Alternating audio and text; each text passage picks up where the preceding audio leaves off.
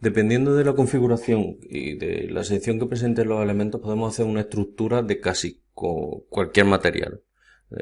Sobre todo eso, dependiendo, muy importante la configuración en la que se dispongan los elementos para crear la estructura. De todas formas, el material más usado por su buena relación peso-resistencia son los perfiles metálicos. Lo- Generalmente los perfiles metálicos suelen ser de acero o de aluminio, de aluminio, dependiendo pues de la función para los que se diseñen. Así, el aluminio se suele utilizar para estructuras que requieran de menos peso, para ser más livianas, y el acero, pues, para estructuras más robustas, pero claro, más pesadas. El tipo de estructuras metálicas que hay ahora mismo en el mercado, aunque te puedes encontrar o se pueden incluso fabricar a medida casi cualquier tipo de forma que tú necesites, pero las de uso comercial más comunes son estas, son los perfiles en L, ¿vale? Que se utilizan sobre todo en estructuras más ligeras, pero que son bastante resistentes, como por ejemplo para estanterías. Los perfiles en T, que soportan muy bien los esfuerzos, lo que hemos visto antes de los esfuerzos a flexión, a nivel de la construcción se utilizan, es donde se apoyan las bovedillas que sirven de paramento o de suelo, pero si nos fijamos, un raíl de una vía de un tren no deja de ser un perfil en T, y es precisamente por eso, porque funcionan muy bien como resistencia a flexión. Los perfiles en U se suelen utilizar como guía para otras estructuras como puertas correderas. Estos perfiles tienen bastante menos resistencia. Estos, porque son elementos que son, por ejemplo, están conformados en frío, los otros elementos salen de los altos hornos ya con esta forma. Sin embargo, los perfiles en U se conforman en frío y esto le confiere menos resistencia, y aparte suelen tener un espesor mucho menor, porque la función para los que se destinan son básicamente, pues eso, son guías, son embellecedores, son este tipo de funciones que no requieren de más espesor. Los perfiles en H. Estos perfiles son los más de los más resistentes. Se utilizan siempre, o en la gran mayoría de las veces, en sus distintas versiones, para pilares y para vigas. Y soportan unos grandes esfuerzos a compresión y a flexión. Siempre dispuestos tal y como se ven en la foto. Todos los perfiles que se representan se tienen que disponer siempre, tienen una posición que es más resistente, que están diseñados para que sea esa posición precisamente la más resistente. Luego tenemos los perfiles redondos, que son muy usados en estructuras que requieren de mayor, exigencia estética, por decirlo de alguna manera, y se utilizan como vemos ahí en el texto, pues para elementos pues como sillas. Son bastante resistentes, pero nunca van a ser tan resistentes como los elementos estructurales de los perfiles en H. Y por último, tenemos los perfiles cuadrados, que se emplean en estructuras ligeras y sencillas como ventanas de aluminio, etcétera. Este tipo de perfiles cuadrados sí que se emplean en estructuras ligeras. Luego hay otro tipo de tubos que se llaman tubos estructurales, que tienen una sección mayor y que sí que son muy resistentes, y se usan generalmente se usan como pilares cuando los perfiles en H no son apropiados. Vamos a comenzar ahora a ver cómo se producen las construcciones de estructura. Como vimos, es el punto 2 de la unidad.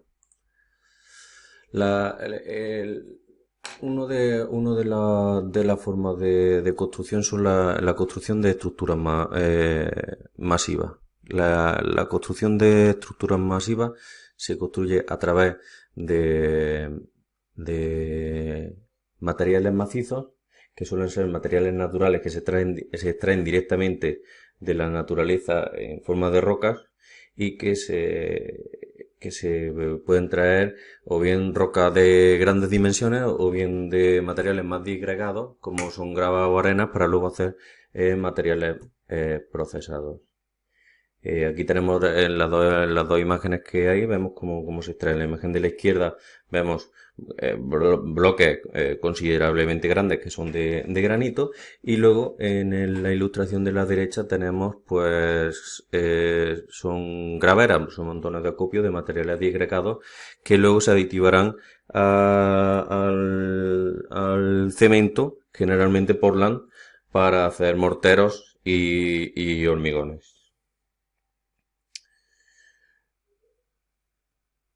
A esto era lo que me estaba refiriendo. Los materiales transformados son los que se usan los materiales naturales disgregados. En la ilustración de la izquierda tenemos un horno rotativo, que es como se fabrica el cemento Portland, que el cemento Portland al final no deja de ser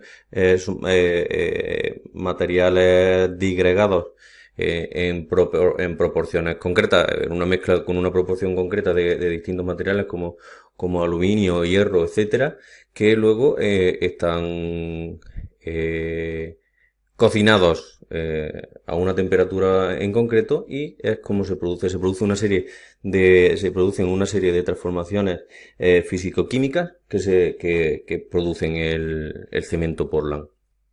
Y el hormigón no es más que una mezcla de materiales de mayores dimensiones, de mayor granulometría, con este cemento.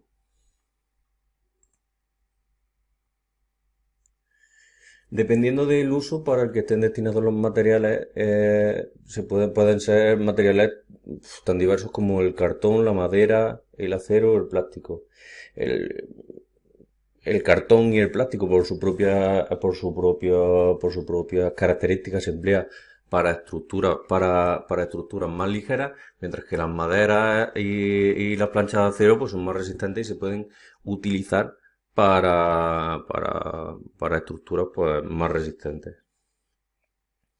Aunque en la antigüedad básicamente para las estructuras resistentes se usaba principalmente la madera porque no había el desarrollo tecnológico que hoy en día tenemos, en la actualidad lo que se usan sobre todo para elementos constructivos de que requieran de mucha resistencia, pues perfiles metálicos que lo hemos comentado antes y elementos derivados del hormigón, generalmente en forma de pilares o de vigas. Tienen características en común, pero luego tienen también características diferentes que no vamos a entrar ahí porque sería un tema muy largo que tratar.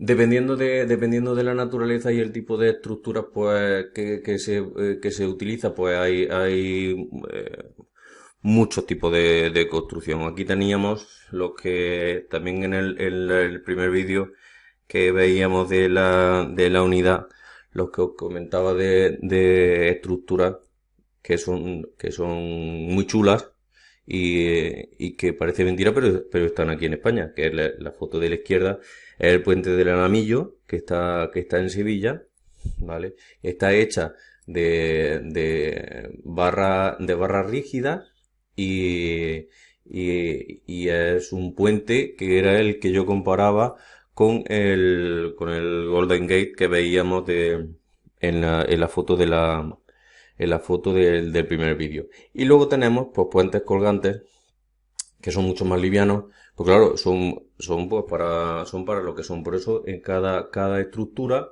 de cada función, pues una estructura de una manera o de otra. Y luego ya, pues bueno, tenemos tenemos estructuras singulares que ya son auténticas maravillas de la ingeniería. Bueno, teniendo en cuenta todo lo que hemos estudiado a lo largo de estos vídeos, mirad, por ejemplo, los edificios de la Ciudad de la Arte y de la Ciencia de Valencia, conseguir equilibrios con esas figuras, con los materiales de los que estamos hablando, pues, son verdaderos prodigios de la ingeniería. Pasa igual que con el museo, con el Guggenheim de Bilbao, que bueno, imaginaos lo que eso es desde el punto de vista constructivo. Y bueno, pues en principio aquí habríamos acabado la unidad 6. Muchas gracias a todos.